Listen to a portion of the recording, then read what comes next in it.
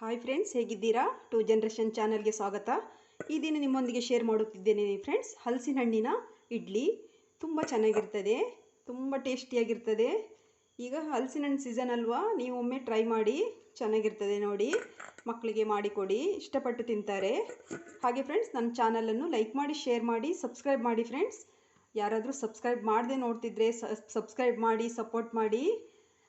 ಹಾಗೆ ಈ ಹಲಸಿನ ಹಣ್ಣಿನ ಇಡ್ಲಿ ಮಾಡುವ ವಿಧಾನ ನೋಡ್ಕೊಂಡು ಬರೋಣ ಬನ್ನಿ ಫ್ರೆಂಡ್ಸ್. ನಾನು ಒಂದು ಕಪ್ಪು ಅಕ್ಕಿ ತಗೊಂಡಿದ್ದೇನೆ ನೋಡಿ. ಈ ಕಪ್ಪಲ್ಲಿ 1 ಕಪ್ ಅಕ್ಕಿ ತಗೊಂಡಿದ್ದೇನೆ. ನಾನು ದೋಸೆ ರೈಸ್ ತಗೊಂಡಿದ್ದೇನೆ. ನೀವು ಯಾವ್ದು ಬೇಕಾದರೂ ತಗೊಳ್ಬೋದು, ಸೊಸೈಟಿ ರೈಸ್ ಯಾವ್ದು ಬೇಕಾದರೂ ತಗೊಳ್ಬೋದು. ನಾನು ಒಂದು 4 ಅವರ್ಸ್ ನೆನೆಸಿಟ್ಕೊಂಡಿದ್ದೇನೆ. ಅಕ್ಕಿಯನ್ನು ಚೆನ್ನಾಗಿ ತೊಳೆದಿಟ್ಕೊಂಡಿದ್ದೇನೆ ನೆನೆಸಿ ನೋಡಿ. ಹಾಗೆ ನಾನು ಇದು ಹಲಸಿನಕಾಯಿ ಹಣ್ಣನ್ನು ತಗೊಂಡಿದ್ದೇನೆ ಫ್ರೆಂಡ್ಸ್ ನೋಡಿ. ತೆಳು ಇದೆ, ದಪ್ಪ ಏನಿಲ್ಲ ಇದು ನೋಡಿ. ಕ್ಲೀನಾಗಿ ಒಚ್ಚಿ ತಗೊಂಡಿದ್ದೇನೆ ಎಲ್ಲ ನೋಡಿ. ಇದು ಈಗ ಒಂದು ಕಪ್ ಇದೆ ನನಗೆ. ಅಕ್ಕಿ 1 ಕಪ್ ಇದೆ. ಇದಕ್ಕೆ ಹಲಸಿನ ಹಣ್ಣಿನ ತೊಳೆ ಕೂಡ ನಾವು ಒಂದೂವರೆ ಹಾಕೊಳ್ಬೋದು ಇಡ್ಲಿಗೆ. ಇಡ್ಲಿ ಸಾಫ್ಟ್ ಆಗ್ತದೆ. ಸ್ವಲ್ಪ ಜಾಸ್ತಿ ಇದ್ರೂ ತೊಂದರೆ ಇಲ್ಲ. ಇದರಲ್ಲಿ 1.5 ಕಪ್ ಆಗುವಷ್ಟು ಹಲಸಿನ ಹಣ್ಣಿದೆ, ಹಲಸಿನ ಹಣ್ಣಿನ ತೊಳೆ ಇದೆ. ಆದರೆ ಇದು ತೊಳೆ ತುಂಬ ಸಣ್ಣದಿದ್ರು ಫ್ರೆಂಡ್ಸ್, ತುಂಬ ಸ್ವೀಟ್ ಇದೆ, ತುಂಬ ಚೆನ್ನಾಗಿ ಸಿಹಿ ಇದೆ. ಇದಕ್ಕೇನು ಬೆಲ್ಲ ಕೂಡ ಹಾಕುವ ಅವಶ್ಯಕತೆ ಇಲ್ಲ, ಅಷ್ಟು ಸಿಹಿ ಇದೆ ನೋಡಿ. 1 ಕಪ್ ಇದೆ. ಇದರಲ್ಲಿ ಕೂಡ 2 ಕಪ್ ತೊಳೆ ಇದೆ ನೋಡಿ.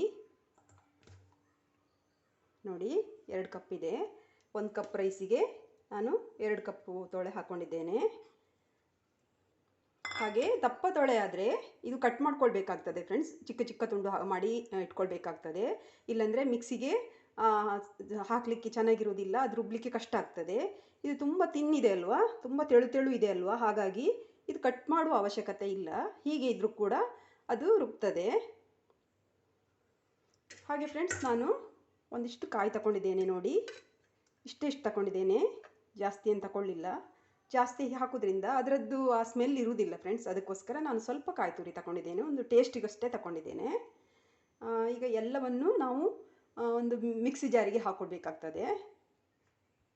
ಈಗ ಮೊದಲಿಗೆ ನಾನು ಎಲ್ಲವನ್ನು ಒಂದು ಬೌಲಿಗೆ ಹಾಕ್ಕೊಳ್ತೇನೆ. ಎಲ್ಲ ಒಟ್ಟಿಗೆ ಮಿಕ್ಸ್ ಮಾಡಿಕೊಂಡ್ರೆ ರುಬ್ಲಿಕ್ಕೆ ನಮಗೆ ಈಸಿ ಆಗ್ತದೆ. ಕಾಯಿ ತುರಿ ಕೂಡ ಹಾಕ್ಕೊಳ್ತೇನೆ. ಹಾಗೆ ರೈಸನ್ನು ಕೂಡ ಹಾಕ್ಕೊಳ್ತೇನೆ.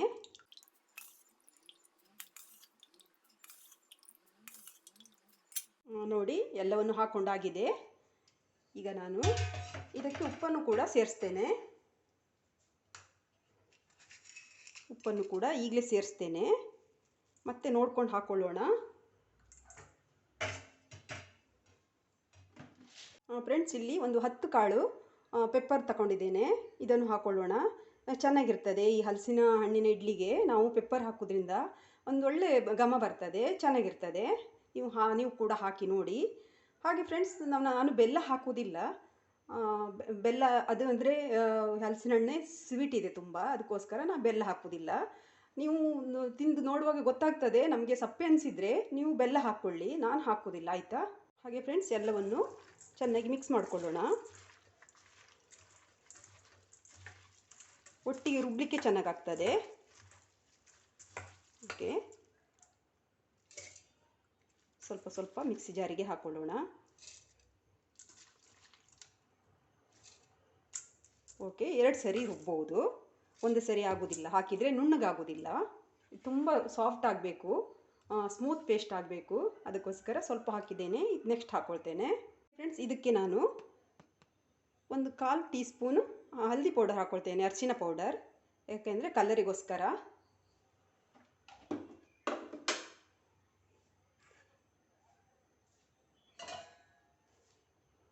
ಈಗ ಚೂರೆ ಒಂದು 2 ಟೇಬಲ್ ಸ್ಪೂನು ನೀರು ಹಾಕ್ಕೊಳ್ತೇನೆ.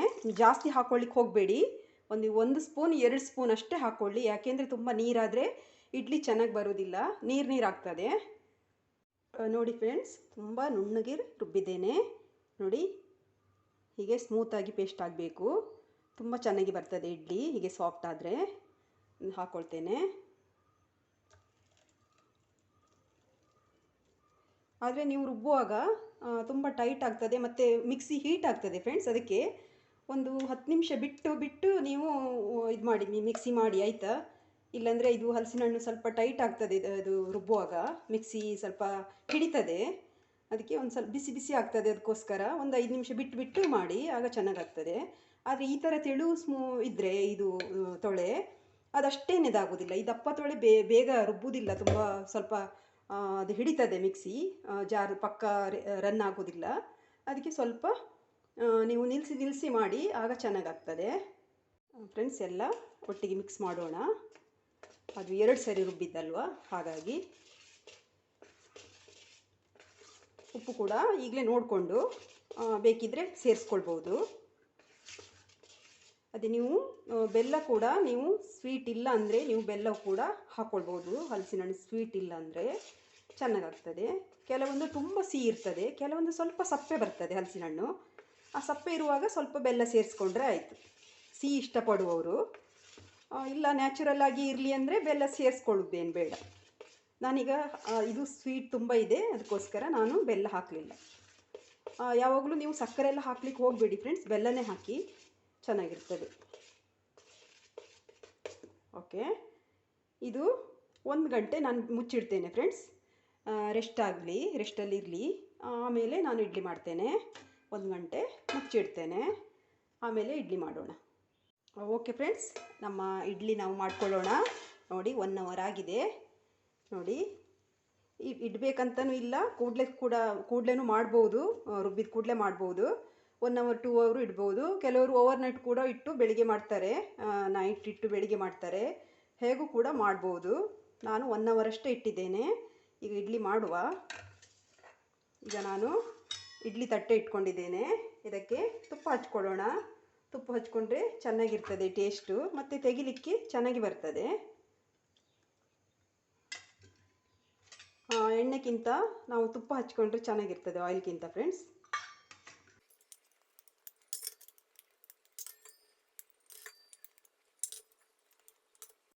ಓಕೆ, ಹಾಕ್ಕೊಳ್ಳೋಣ.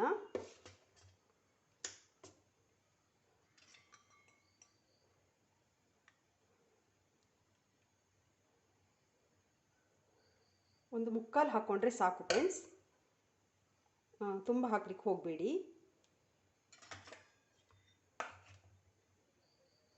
ಯಾಕಂದರೆ ಮತ್ತೆ ಉಬ್ಬಿ ಬರ್ತದೆ.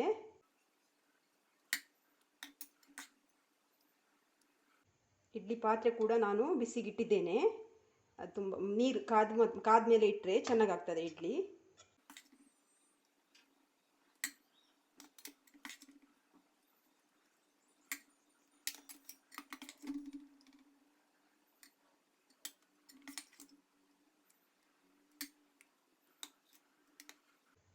ಈಗ ಇದು ಉಳಿದಂಥ ಹಿಟ್ಟನ್ನು ಕೂಡ ಫ್ರೆಂಡ್ಸ್ ಒಂದು ಇದು ಪ್ಲೇಟಿಗೆ ತುಪ್ಪ ಸವರಿ ನೀವು ಹಾಕ್ಕೊಳ್ಬೋದು. ಅನ್ನದ ಪ್ಲೇಟಿಗೂ ಕೂಡ ಹಾಕಿ ಅದನ್ನು ಕೂಡ ಇಡ್ಲಿ ಪಾತ್ರೆಯಲ್ಲಿ ಬೇಯಿಸ್ಕೊಳ್ಬೋದು. ನಾನೀಗಿಷ್ಟೇ ಮಾಡ್ತೇನೆ. ಹಾಗೆ ಉಳಿದಂಥ ಹಿಟ್ಟನ್ನು ನೀವು ಫ್ರಿಜ್ಜಲ್ಲಿ ಕೂಡ ಇಟ್ಟು ನಾಳೆ ಕೂಡ ಮಾಡ್ಕೊಳ್ಬೋದು, ಬೇಕಾದಾಗ ಮಾಡ್ಕೊಳ್ಬೋದು.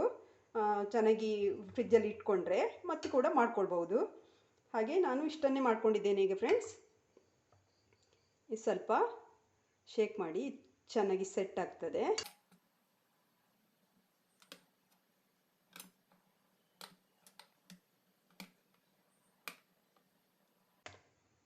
ಓಕೆ ಫ್ರೆಂಡ್ಸ್, ನಮ್ಮ ಇಡ್ಲಿ ಪಾತ್ರೆ ನೀರು ಕೂಡ ಹೀಟಾಗಿದೆ. ಇದನ್ನು ಇಡ್ಲಿ ಪಾತ್ರೆ ಒಳಗೆ ಇಡೋಣ. ಓಕೆ ಫ್ರೆಂಡ್ಸ್, ನೀರು ನೋಡಿ ಬಿಸಿಯಾಗಿದೆ. ಈಗ ಇಡೋಣ. ನೀವು ಅದೇ ಪ್ಲೇಟಿಗೆ ಒಂದು ಬಾಳೆ ಎಲೆ ಹಾಕಿ ಅದರಲ್ಲಿ ಕೂಡ ಮಾಡ್ಬೋದು. ಹೀಗೆ ಇಡ್ಲಿ ತಟ್ಟೆಗೆ ಹಾಕಬೇಕಂತ ಏನಿಲ್ಲ. ಈಗ ಮುಚ್ಚೋಣ. ಇದೊಂದು 10ರಿಂದ 15 ನಿಮಿಷ ಬೇಯಬೇಕಾಗ್ತದೆ ಫ್ರೆಂಡ್ಸ್. ಅದು ದಪ್ಪ ಇಡ್ಲಿ ಅಲ್ವಾ, ಹಾಗಾಗಿ ಸ್ವಲ್ಪ ಟೈಮ್ ತಗೊಳ್ತದೆ. ಇದು ಚೆನ್ನಾಗಿ ಬೇಯಲಿ, ಒಂದು 15 ನಿಮಿಷ ಬೇಯಲಿ ಫ್ರೆಂಡ್ಸ್. ಈಗ ನಮ್ಮ ಹಲಸಿನ ಹಣ್ಣಿನ ಇಡ್ಲಿ ರೆಡಿಯಾಗಿದೆ ನೋಡಿ. ಈಗ ಬೆಂದಿದೆ ಅಂತ ನೋಡೋಣ.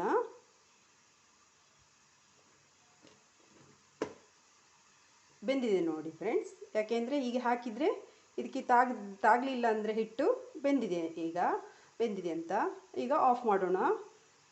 ಗ್ಯಾಸ್ ಆಫ್ ಮಾಡ್ತೇನೆ. ಈಗ ಫ್ರೆಂಡ್ಸ್ ಸ್ವಲ್ಪ ತಣಿದ ಮೇಲೆ ಒಂದು 5 ಮಿನಿಟ್ಸ್ ಬಿಟ್ಟು ಅದನ್ನು ತೆಗೆಯೋಣ. ಇಲ್ಲಾಂದರೆ ಅದು ತಟ್ಟೆಗೆ ಹಿಡ್ಕೊಳ್ತದೆ. ಅದಕ್ಕೋಸ್ಕರ ಒಂದು 5 ಮಿನಿಟ್ಸ್ ಎತ್ತಿ ಕೆಳಗೆ ಇಡೋಣ. ನೋಡಿ ಫ್ರೆಂಡ್ಸ್, ಎಷ್ಟು ಚೆನ್ನಾಗಿ ಬಂದಿದೆ ಇಡ್ಲಿ. ಈಗ ಒಂದು 5 ನಿಮಿಷ ಬಿಟ್ಟಿದ್ದೇನೆ, ಸ್ವಲ್ಪ ಕೂಲಾಗಿದೆ. ಇದನ್ನು ತೆಗೆಯೋಣ.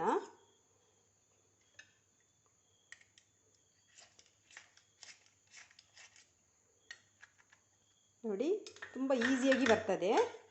ತುಪ್ಪ ಹಚ್ತೇವಲ್ವ, ಹಾಗಾಗಿ ಈಸಿಯಾಗಿ ಬರ್ತದೆ.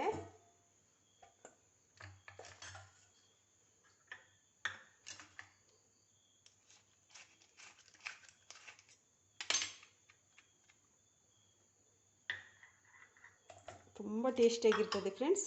ಅದು ತೆಗೆಯುವಾಗಲೇ ಬೇಯುವಾಗಲೂ ಕೂಡ ಆ ಹಲಸಿನ ಹಣ್ಣಿನ ಸ್ಮೆಲ್ ಉಂಟಲ್ಲ, ಅಷ್ಟು ಚೆನ್ನಾಗಿ ಬರ್ತದೆ. ಮನೆಯೆಲ್ಲ ಘಮ ಅಂತ ಹರಡ್ಕೊಂಡಿರ್ತದೆ. ನೀವು ಕೂಡ ಮನೆಯಲ್ಲಿ ಹೀಗೆ ಟ್ರೈ ಮಾಡಿ, ಚೆನ್ನಾಗಿರ್ತದೆ. ಇದು ತುಪ್ಪದ ಜೊತೆಗೆ ತಿನ್ನಲಿಕ್ಕೆ ತುಂಬ ಚೆನ್ನಾಗಿರ್ತದೆ. ಹಾಗೆ ನಾನ್ ವೆಜ್ ತಿನ್ನೋರಾದರೆ ಚಿಕನ್ ಸಾರಲ್ಲಿ ಕೂಡ ತಿಂತಾರೆ. ಚಿಕನ್ ಸಾಂಬಾರು ಮಾಡಿ ಇದು ಹಾಕ್ಕೊಂಡು ಕೆಲವೊಬ್ಬರು ತಿಂತಾರೆ, ಚೆನ್ನಾಗಿರ್ತದೆ. ತುಪ್ಪದ ಜೊತೆನೂ ಕೂಡ ಚೆನ್ನಾಗಿರ್ತದೆ.